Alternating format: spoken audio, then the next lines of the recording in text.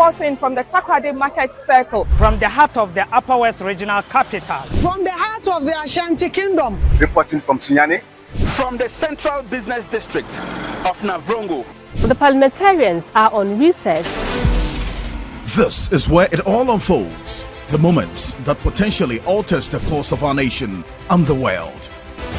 These are the individuals we recognize, the voices we amplify, who appears on screen and who contributes behind the scenes.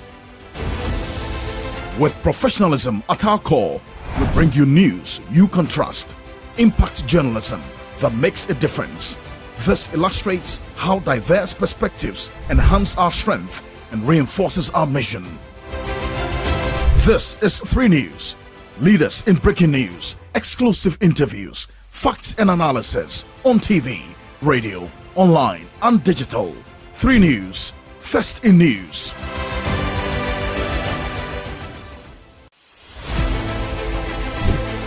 Reporting from the Takoradi Market Circle. From the heart of the Upper West Regional Capital. From the heart of the Ashanti Kingdom. Reporting from Sunyani.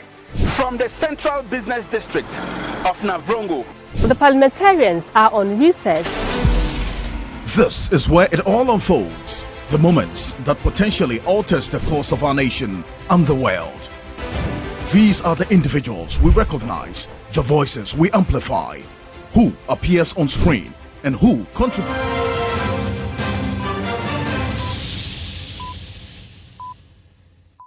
It's Sunday, the 13th of July, 2025. Hello, good evening to you. Welcome to News 360.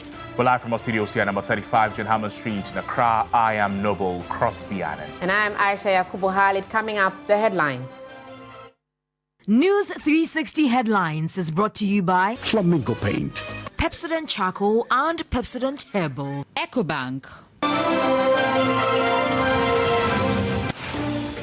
In the bulletin tonight, Western Regional National Security Liaison Officer Brigadier General Musa Weja, retired, reveals a significant reduction in Galamsey along the Ankobra River in the Jura area.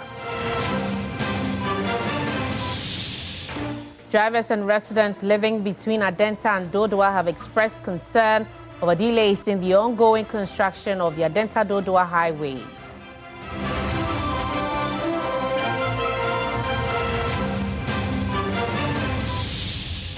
Also tonight, the story of Stephen Ashley, a Jamestown's only blind fisherman who's putting fish on tables in our homes.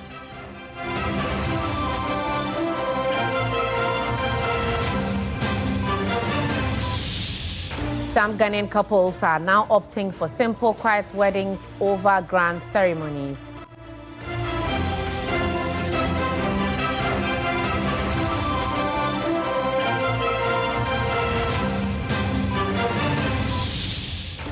And much later in international news, immediate past former Nigerian President Muhammadu Buhari dies at a clinic in London, aged 82.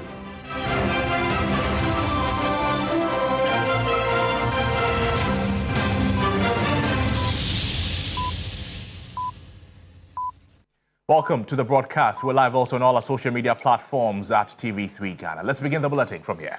We're starting off from the Western region as the Western Regional National Security Liaison Officer, Brigadier General Musa Weja, retired, has noted that there has been a considerable decrease in Galamsey activities along the Ankobra River bank in the Jura area compared to previous patrols. This follows a joint security operation along the river, resulting in the destruction of over 150 Shangfan machines, raising of makeshift camps, and seizure of 7 excavators.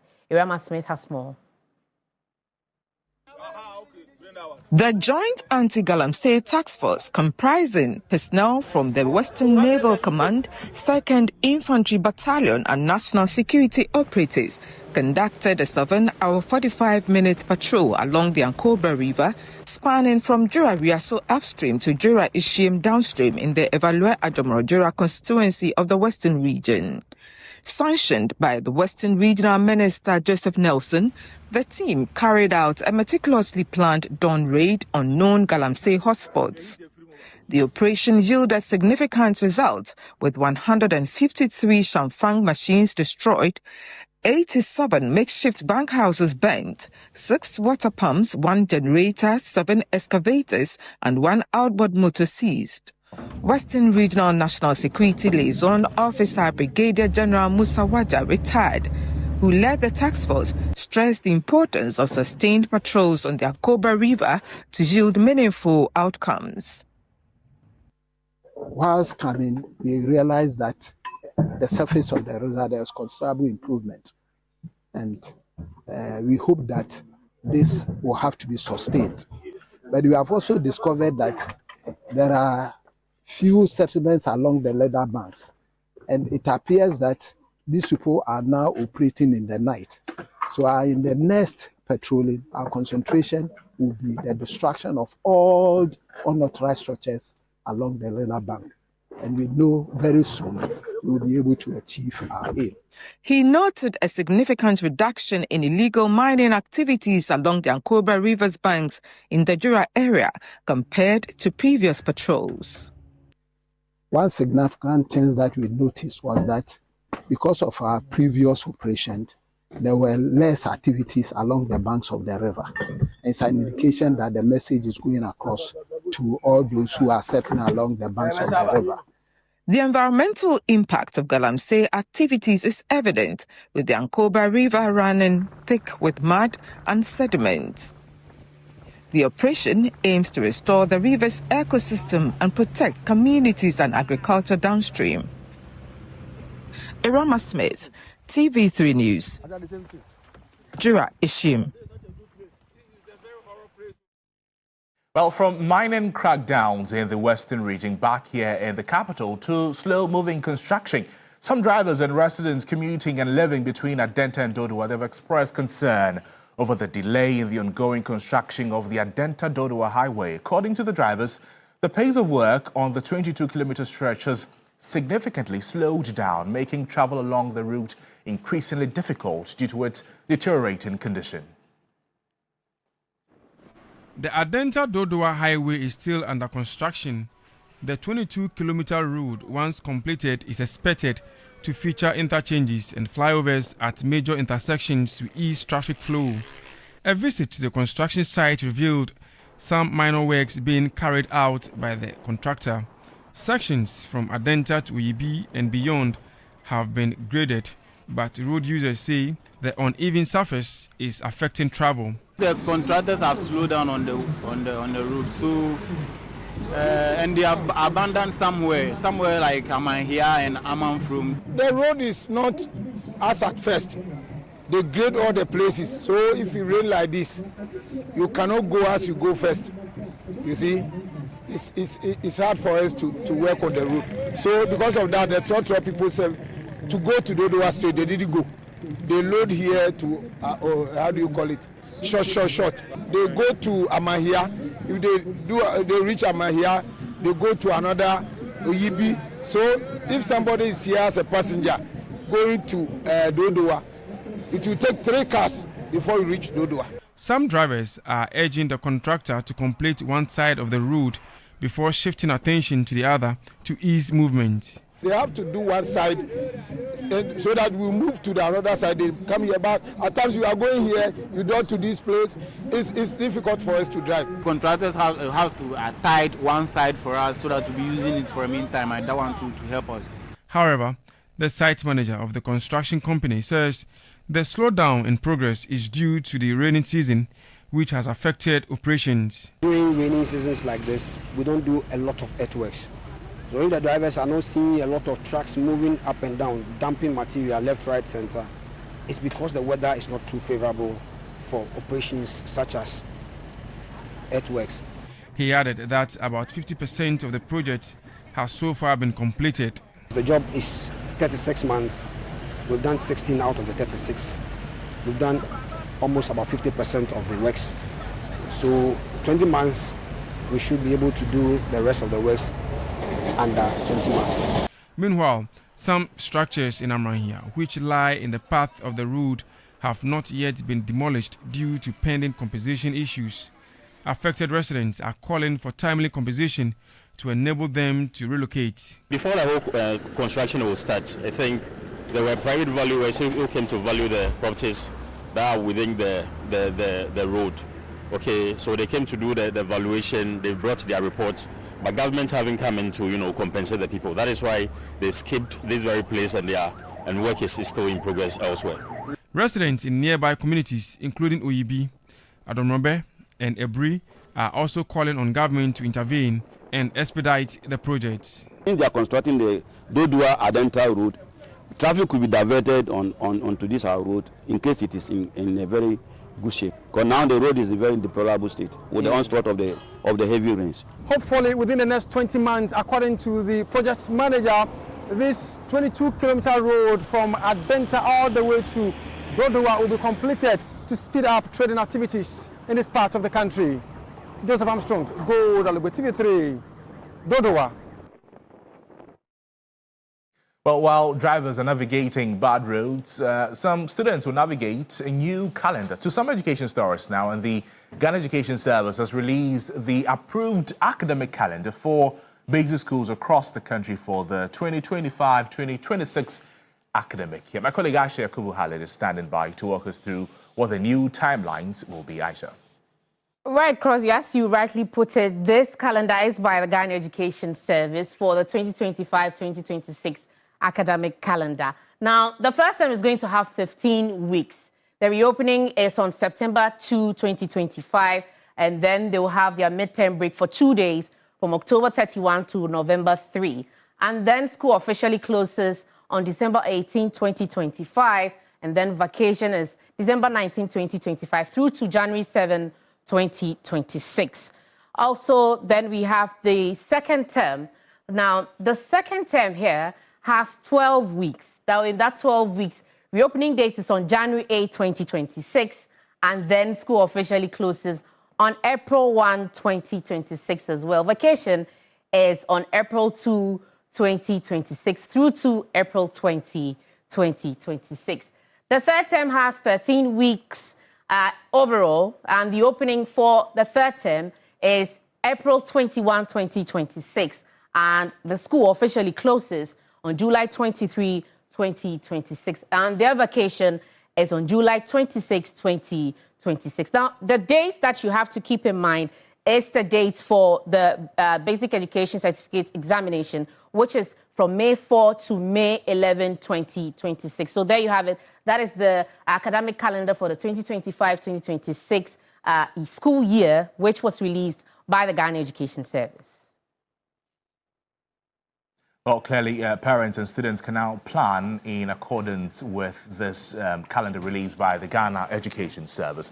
In our special series tonight, we take a closer look at one of Ghana's busiest hubs. The Ghana Port and Harbours Authority, as government rolls out the 24-hour economic policy. Judith Brown, she visited the ports to see how they're driving productivity around the clock. With the 24-hour operations fully launched, we're seeing a significant boost in productivity. In fact, one place where it's already thriving is right here in Accra, at the heart of the nation's commerce, the Ghana Ports and Harbours Authority. At night, we took a journey to the ports where operations never sleep. And at the Ghana Ports and Harbours Authority, operations were in full swing. From offloading to inspection and issuance of weigh bills, every stage of the workflow was actively underway. Now what you see behind me is the process called inspection. And we're going to move closer because you can see some containers right here at the Ghana Ports and Harbours. The people you see around here are those who are doing that or conducting that inspection. It involves some representatives from the Customs Office, reps from the Ghana Ports and Harbours Authority, as well as reps from the shipping line. Now they are to inspect the cargo that is coming in the ports before, of course, it is given to their owners, and other processes are met as well. And so what you're seeing here is what we call partial unstuffing, where part of the goods are brought out of the containers, and you can see them here. They'll be inspected by the reps from the different places I spoke about. And there's also another type of inspection called the full unstuffing, where all the goods are brought out of the container and inspected. And there's also the inspection known as sighting, where none of the goods are brought out, but they can see through the container and easily determine that they are really the goods that are meant to be in that container. And so, as you can see behind me, a vehicle is being moved. It has just been brought out of a container. It's going to be inspected by the different representatives from Customs Shipping Line as well as GPHA. And after that, other processes are met before they're finally given to the owners. It's past 12 a.m. and they're still here doing their work. So many people at their various stations, and the policy is clearly working very well at the Ghana ports and harbors. Well, despite these gains, other key government agencies are yet to follow suit. Notable amongst them are the Passport Office and National Identification Authority, which were locked up tight at the gate when we visited. This disparity highlights the varying pace of adoption among government agencies as the country transitions to a 24-hour economy. And so, is Ghana really ready for an economy where productivity knows no bounds and the lights never dim? You be the judge. Judith Brown, TV3 News, Accra. And now, suspended Chief Justice Gertrude Torkornoo is seeking justice from the ECOWAS Court after filing a case against Ghana over her suspension and alleged human rights violations. Mixed reactions have greeted her decision, with some accusing her of abusing the judicial process, while others defend her right to seek redress. There's more in this report. Deputy Attorney General Dr. Justice Ramsay revealed during the week that the suspended Justice Gertrude Torkornoo on July 4 filed a fresh legal action against Ghana at the ECOWAS Community Court of Justice in Abuja, Nigeria. Justice Gertrude Torkornoo is challenging her ongoing suspension and alleging multiple human rights violations. According to the Deputy AG, Justice Torkornoo argues that her suspension effectively amounts to a removal from office without the final determination of the case. This, she says, undermines her constitutional right to function in a position to which she was duly appointed. But speaking on the key points, the Member of Parliament for South Dai, Dr. Roxanne Dapiamikpo, says the suspended Chief Justice is abusing the court process. This pension of running to the media using different lawyers and filing all sorts of process. You are in the High Court, you are in the Supreme Court. I'm sure even if the rules permit her, she would have gone to the Court of Appeal. Now you are before ECOWAS Court. Okay. No, she's doing what we call forum shopping.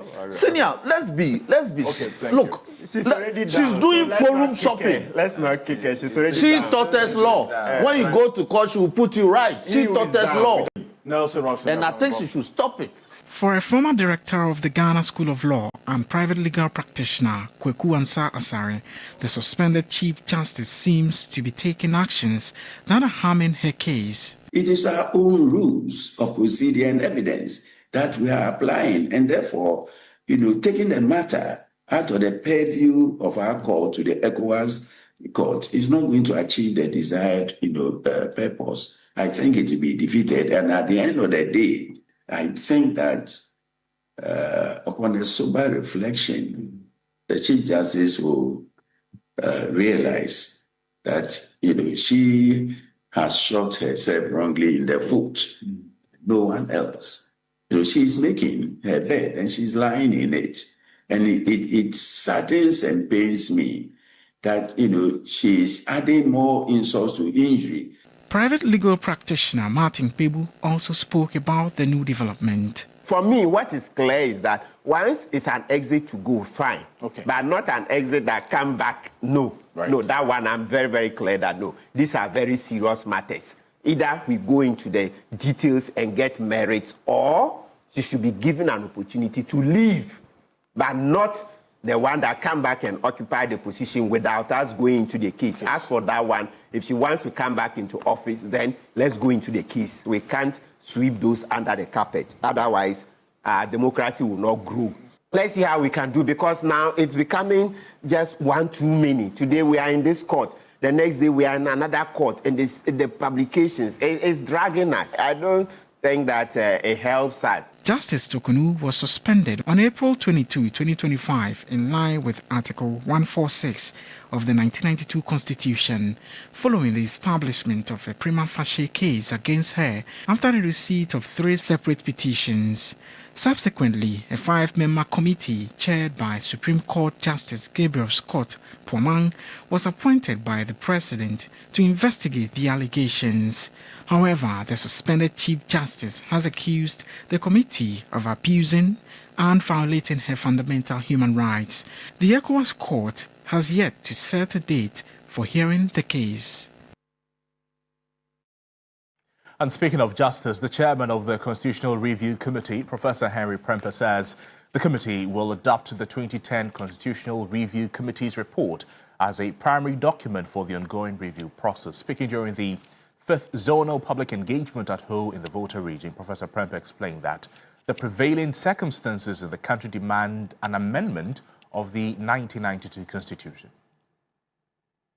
Other region's version of the Constitutional Review Committee's engagement held in Ho on Friday saw participation from people of diverse backgrounds, ranging from academia, politics, traditional authority, the legal fraternity, and the larger informal sector, among others.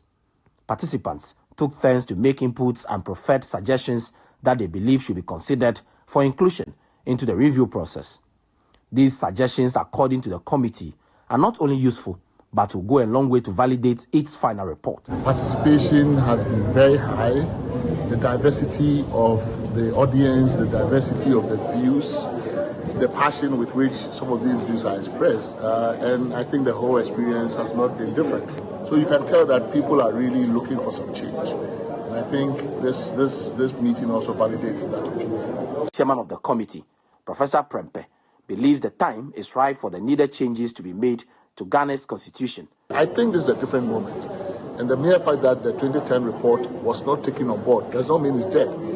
We as a committee, this is the first thing we had to do, is to get copies of the report and study it. So it's our primary document we are using.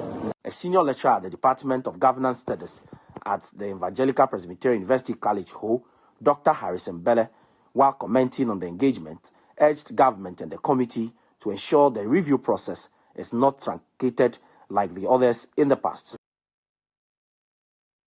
Some traders at the Okaishie market are raising serious concerns over a dawn decongestion exercise, which they say has left them confused and frustrated after traders were cleared of the pavements by men believed to be working with the Accra Metropolitan Assembly structures are now being mounted in the same areas they were forced to vacate. Deborah Bamensa has more in the following report. It was at dawn on Saturday that a massive operation hit the Okaishie market. Traders say they watched helplessly as men accompanied by police officers cleared them off the pavements and hauling away their goods. The exercise, believed to be part of a decongestion drive by the Accra Metropolitan Assembly, was meant to free up walkways and restore order. But just a day after, the same pavements are being occupied again, this time not by hawkers, but by metal containers. This development has left many traders and not by hawkers, but by metal containers. This development has left many traders. They are questioning the motive behind the exercise. Ana Juno, Edrusa Yaba Paki and Yoma. I saw the police for AM4 Saka Edia Himunie. Yes, I got it free her. Papa. It was in the night after selling our goods. We saw policemen all over to sack us. We asked one of the police and he said he can't give answers, but we should go and ask the authorities. Baby, I bet me at the Asamabadam one if you so. Yamame, Lordina, what may be my aim? Shaka, Bessia, dear, whatever payment to sue. Your mamma, what were you most We are begging the president to come to our aid. Though the operation was carried out with police presence, the identity of those now mounting the containers remain unclear. Attempts by a news team to get confirmation from the AMA or those on the ground proved futile. It's very, very painful, and I don't know why they are doing this. These women have been here for so long a time. I don't know why this all of a sudden they are putting up these structures. Where are these people going? How are they going to look after their family? Are those people coming better off than these ones? Is the president or the authorities, are they much better off than these people? When we are doing something, let's think about others, not for ourselves. The traders are calling for transparency, fairness, and engagement. To them, this is not just a policy issue, it is their livelihood at stake. Until authorities provide answers, suspicion and frustration will continue to grow here at Okaishie. Now let's bring you one of our headliners. When his eyesight failed, his senses of touch, smell, taste, and sound came to his rescue to help him navigate the rough waves of the ocean. Portia Gabo tells the story of Stephen Ashley, Jamestown's only blind fisherman who is putting fish on tables in our homes. In the coastal community of Jamestown in Accra, among hundreds of fishermen, a remarkable individual stands out.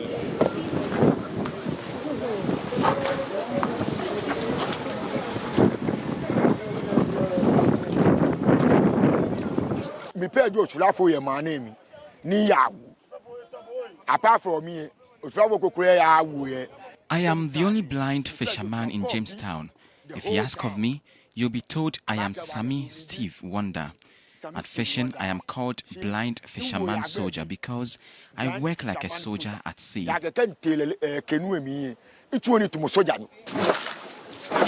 Stephen Ashley is a special fisherman. He has spent 25 years navigating the seas and advocating for sustainable fishing practices.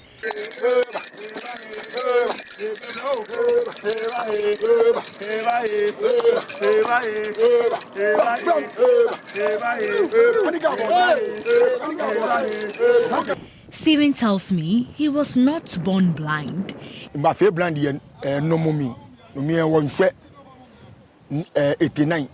I became blind during an argument with a friend in 1989. In the 90s, I noticed a change in my eyesight. My father did not have money to seek medical treatment. With time, I was unable to see. He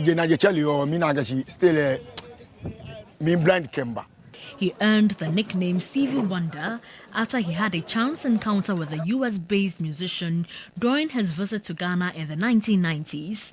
Oh, I just got to say I love you. I just got to say, oh, I love you, love you. Persons with disabilities often face significant barriers in Ghana's fishing industry. These include lack of accessibility, because fishing vessels and equipment are often inaccessible to them.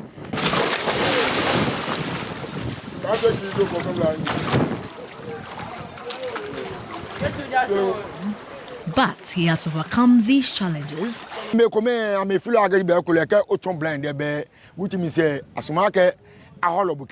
Some people treat you harshly because you are blind.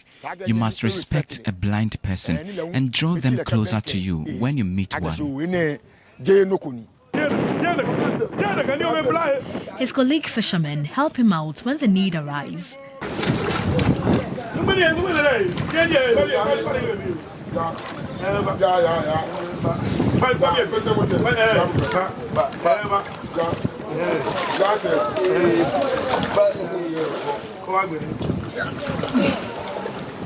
With 25 years experience in fishing, Stephen cannot boast of owning a canoe.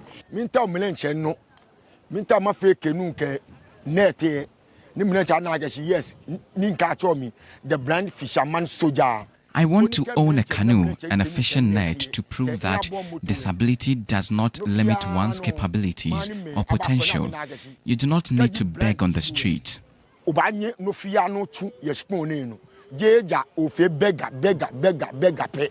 His wife is proud of his achievements. I love him. If I didn't love him, I would not have spent my life with him. I have 2 kids with him. His colleague fishermen at Jamestown all agree on the need to have an inclusive fisheries sector. At midnight, he comes to the seashore unaided.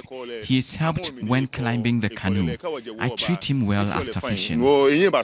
Stephen may have lost his sight, but not his vision. His story demonstrates the power of inclusion, diversity, resilience, determination, and passion. His dream for the fisheries sector is to see more persons with disabilities included and empowered to fully participate. I'm on time for a ferry. I don't know so the big day be a bay, panana, panana, panana, panana.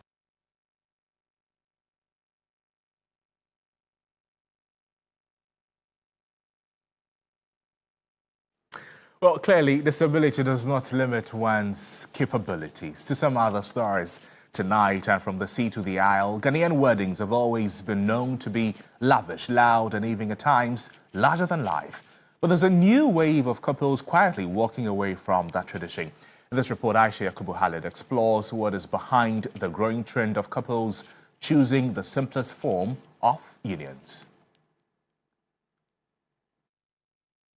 Weddings are a once-in-a-lifetime experience which needs careful planning.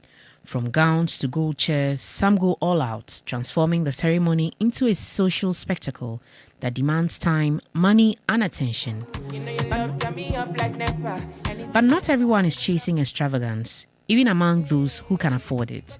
For a growing number of couples, rising costs, family expectations, and changing priorities are shrinking the appetite for high-profile marriage ceremonies. Like the Osays, who could have thrown a wedding to get Accra talking, but they chose to do the opposite. I planned with my partner to have the simplest wedding at that time. At that particular time, I had got into my business, so it was the starting of it. So I wasn't financially well, so I had to plan that way, yeah. You have to work within your means, because after the marriage, this thing will eat you up. They opted for a quieter wedding ceremony in order to have a better head start in their marital life. It's something that I felt we're now coming to start life, so I didn't think of spending so much into it. So because I knew there were other things to be done, yeah. Because at that time we had other things to do, rent, and then some other stuff. So we had an engagement at Takrade, that's her dad's place, and then came back to Accra and had the signing at the church. They are not alone. According to a 2023 event industry poll, over 30% of engaged urban couples said they would prefer a small or private ceremony if they weren't afraid of disappointing their families. Family expectations run deep. In many Ghanaian households, weddings are a public statement, not just about love, but about family pride, status, and social approval. Some would consider a quiet ceremony over a statement wedding if they had full control over the decision making. Others are willing to go all out. It depends on the work my man is doing, but I don't want a small wedding. Me pay wedding kesiye. Cause me down for form be no. Omo de wo 19 na person make sure say me wedding we say we want. So I have to impress them. No say yeah, me what town. If your finances meet up to that standard, go in for it. But if not, do not go in for a loan to have that wedding which you can't afford. I've seen people that went in for that loan and had a wedding that later day it crashed and now they're no more. And they're struggling to pay for that wedding. I know myself, I know that, okay, I can do about, say, 50 people. My wife agreed. And yes, we went on with that. We are enjoying now because we are not owing anybody. Arbitrary checks reveal that a wedding in Accra and Kumasi costs an average of between 40,000 cedis and 100,000 cedis. Some couples take loans or rely heavily on family contributions, while others stretch themselves financially to have their dream wedding. According to Councillor Kweko Edumata, this ends up putting a lot of stress and anxiety on the marriage itself. Right from you starting, you are in debt. You cannot finish paying, and you realize that instead of you to now nurture your marriage, especially when the kids are in, you got to pay bills. Nobody should seek external money when you don't have what it takes to do for your wedding. Don't do that. It's dangerous. Psychologically, you break down. Physiologically, you can't get it right. Emotionally, you break down. And you come to realize that, and then you go like, warrior. He urges couples to be emotionally ready and put all the focus on their marriage itself, rather than the spectacle that comes with it. I've got only 10,000. That's our budget. How much I can, if you can, let's roll. It's between the two of us and God. It's not one person deciding. It is the two minds that must be one. And so, if it's you, Ayisha, go like Ayisha, because the real marriage, you are yet to go in. It's so difficult that we need to understand that.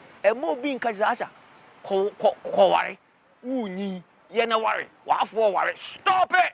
Whether you choose a quieter wedding or opt for a fairy tale one, what matters most is what comes after the vows. And for the new generation of Ghanaian couples, marriage is no longer about matching expectations. It is about starting life together on their own terms. Ayisha Yakubu, TV3 News.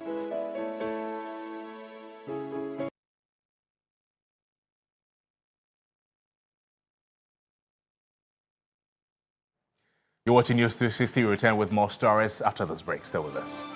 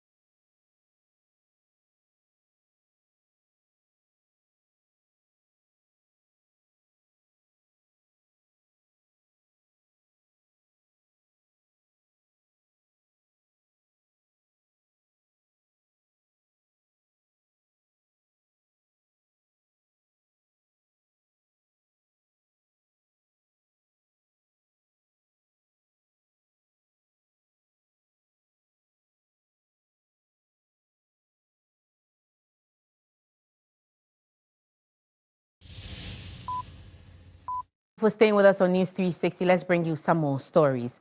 For many people, WhatsApp statuses have quietly become a space to express their feelings, whether it is heartbreak, stress, silent joy, or a message to someone who might never reply. The status update has turned into a personal outlet shared with contacts, but not always meant for everyone. Noble Crosby Annan in the following report explores the subject. It disappears in 24 hours, but says more than a 3-hour phone call. I'm talking about WhatsApp status, their silent megaphones. We may not be chatting, but once the app is open, we sometimes find ourselves in a deep status viewing spree. We're just scrolling and we're silently consuming.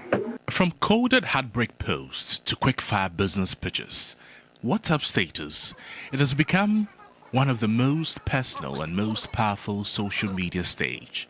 But what exactly are we posting and why? I used to post motivational stuffs. Sometimes you use it for business, and sometimes people post opportunities over there. I post Quran verses. For many, it's a digital diary, a place to mourn a breakup, share a prayer, or drop a not-so-subtle message aimed at someone who hurt them. A couple of times, when someone is being a little some way with me, I will just find something that really just goes with what I am feeling towards the person, and then, and the person, will definitely know this is for her or for him. It's a shade for a reason, so once you see it, you know it's for you. Then once I know you've seen, now delete it. You can control who sees your status, so sometimes what you're seeing is not random. It is aimed.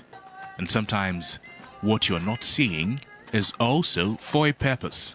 Take these social media videos, for instance.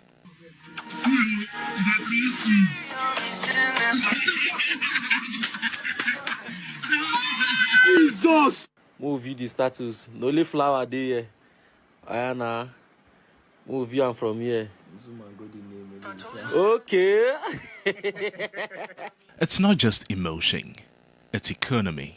Status is now the hottest billboard for the everyday side hustle. It's a high visibility feature, and businesses can use that to market their product because people will see it. If they see the WhatsApp status, whatever information is there, they are most likely going to consume it. WhatsApp status allows people to manage how they're seen. Sad but strong. Broke but branding. Lost but spiritual. It is curated vulnerability. Oh, and other times too, it's just settings. No truth whatsoever. Okay now. Okay.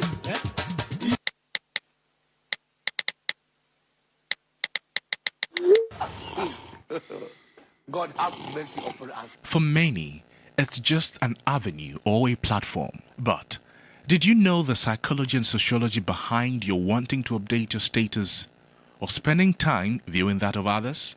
It's our way of communicating when we don't feel very powerful or we don't feel comfortable enough being out there and saying it. So statuses have helped people put themselves out there, so to speak. So far as a lot of people are using it, it is also an avenue for people to also put out what it is that they want others to know about.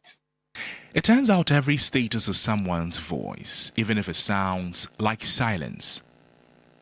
The next time you scroll through someone's status, don't just look. Listen. There could be a real message behind, and you may save a life. I was going through my friend's WhatsApp status, and I saw some inscriptions on my friend's status, and it indicated that he wanted to commit suicide. So I went to his house to go and encourage him. With my encouragement, he did not commit the suicide. And today, I am glad to say my friend is alive. Well, WhatsApp status has become a soft scream, a whisper, and sometimes a playground. Noble Crosby Annan, TV3 News, Accra.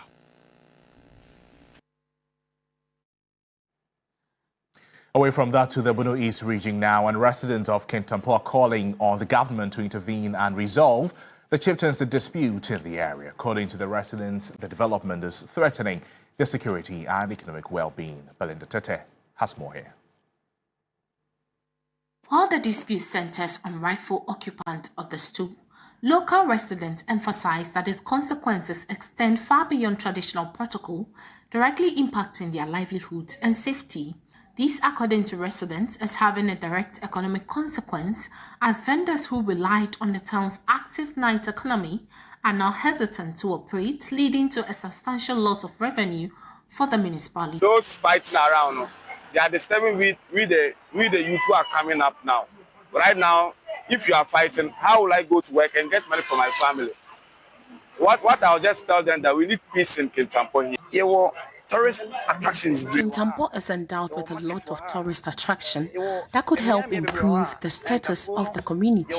And if we had one paramount chief who would lead us and fight for development for the community, the residents stress that the ongoing conflict is actively eroding the stability and security of the community, urging for a swift intervention from the National Security and the Regional Police Command to tame the growing unrest in the area. Use this opportunity to call on the municipal security headed by the MC, the regional security headed by the regional minister, and the national security to kindly take a keen interest in the happenings within Kintampo, since the town is currently sitting on a time bomb, and any provoked attack could jeopardize the peace that we are enjoying. To tackle the growing menace, the MCA for Kintampo North, Isaac Donko, has officially referred the issue to RECSEC for deliberation and intervention. I've taken the needed steps, and now RECSEC has taken over. I've reported to them and given them all the needed reports, and they are also taking it up. And I want to use this opportunity to advise the teeming youth who are following these chiefs. No chief will have to move to go and do this. It is about their followers, their supporters. And as the municipal chief executive, I want to just advise the youth peacefully and humbly that we all need development. They should rally behind me for us to move in terms of unity, and we can get the needed development for our people.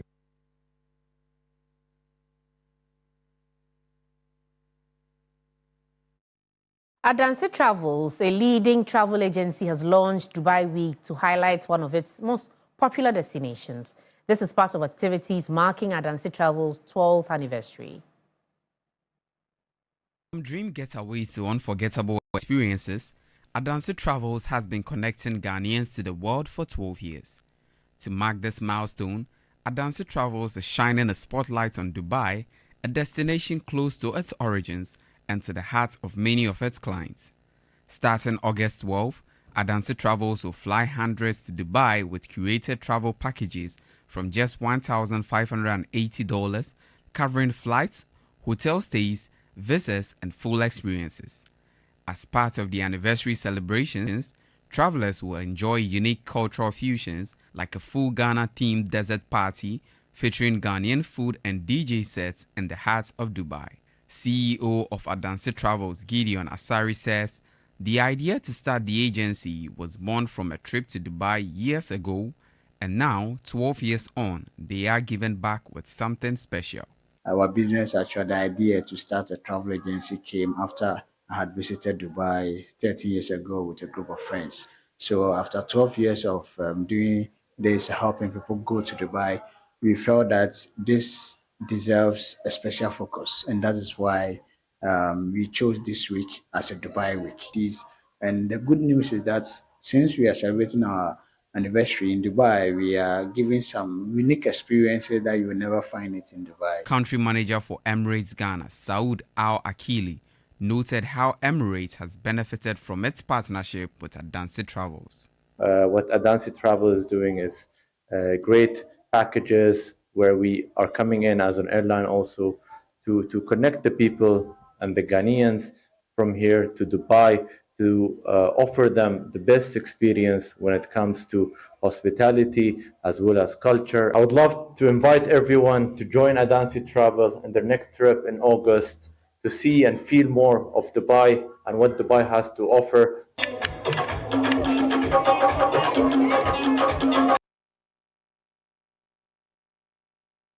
This is News 360. Let's now bring you some sports news.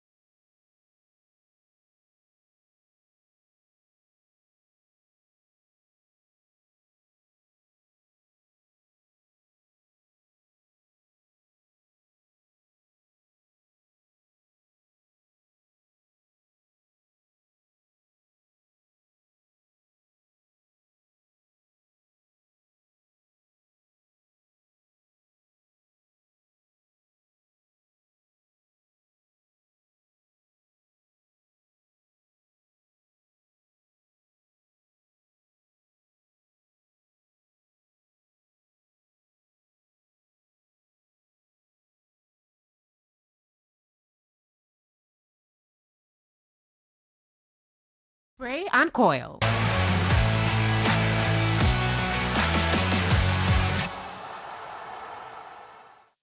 Good evening and welcome to the sports segment here on News 360. My name is Bill Lisher. Now, the Black Queens will have to win their final game against Tanzania to book a place in the quarterfinal of the Women's AFCON. My colleague Okusia, who is in Morocco, has all the details.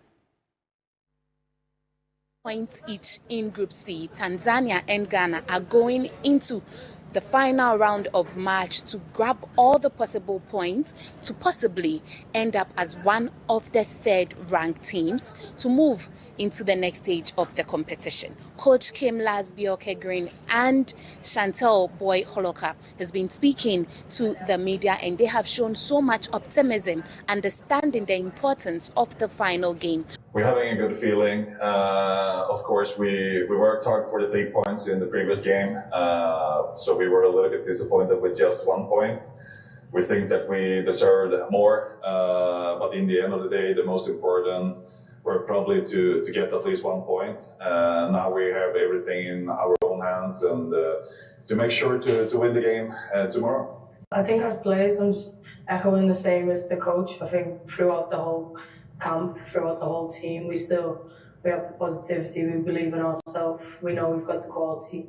We just got to go out and show it. Coach Kim also mentioned about the absence of Doris Bwedua and what it presents to the team. According to him, he is not under any form of pressure because he has players like Princella Adubia and even Chantel Hloka to be in that position. We have one player to the left here, but we have also other players like Adubia is one person that have played there, for example, but we have many more like Alice Kusi, for example. So there are good options, even if we always going to miss Doris as well. Also, Coach Kim Lasbioke Green has reiterated the fact that he is not under any form of pressure and believes in his team to be able to get the necessary points against Tanzania to move to the next stage of the competition. Now let's talk briefly about the Club World Cup final because Chelsea are currently leading PSG by 3-0 in the first half, and so they are on course to winning that trophy. Now in the world of tennis, world number 1 Jannik Sinner won his first Wimbledon. Now still on the Wimbledon, here are the first words from the champion Jannik Sinner. That's it for the sports segment here on News 360. My name is Bill Ishen. In international news this evening, immediate past Nigerian President Muhammadu Buhari has died in London aged 82. Buhari led Nigeria twice as a military head of state and democratic president. President Bola Tinubu has spoken with the former president's widow, Ayisha Buhari, and offered his deep condolences.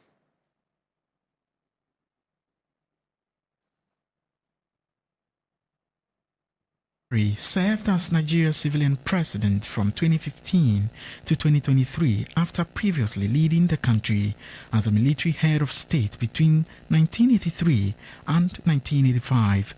Buhari ran for president of Nigeria on the platform of All Nigeria People's Party (ANPP) in 2003 and 2007 and on the Congress for Progressive Change (CPC) platform in 2011. In December 2014, he emerged as the presidential candidate of the All Progressive Congress Party for the 2015 general election. Buhari won the election, defeating incumbent President Goodluck Ebele Jonathan. It was the first time in Nigeria's history that an incumbent president lost a re-election bid. Buhari was sworn in as president on 29th of May 2015. In February 2019, President Buhari was re-elected, defeating his closest rival, former Vice President Atiku Abubakar. Buhari was known for his stance on anti-corruption and efforts to stabilize the economy. His administration launched several anti-corruption initiatives and sought to recover stolen public funds, earning both praise and criticism. On security, he prioritized the fight against Boko Haram and other insurgents groups, especially in the northeast. While some progress was made, issues like banditry, kidnapping, and ethnic tensions remained widespread. On the economy, although the economy faced challenges including recession and inflation, Buhari maintained a focus on infrastructure development and agricultural self-sufficiency. On May 29, 2023, Buhari, having served his mandatory 2 terms, handed over to President-elect Bola Tinubu, who won the 2023 polls. Let's now bring you some more international stories.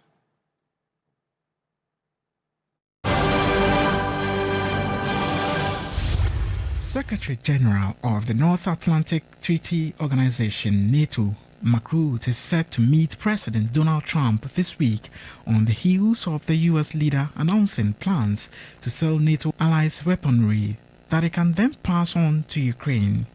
NATO, in a statement, said Rutte will be in Washington on Monday and Tuesday and will meet with Trump, Secretary of State Marco Rubio, and Defense Secretary Pete Hegseth, as well as Congress. The visit comes as Trump last week teased that he would make a major statement on Russia on Monday, and as Ukraine struggles to repel massive and complex air assaults launched by Russian forces, Rubio said Friday that some of the US-made weapons that Ukraine is seeking are deployed with NATO allies in Europe.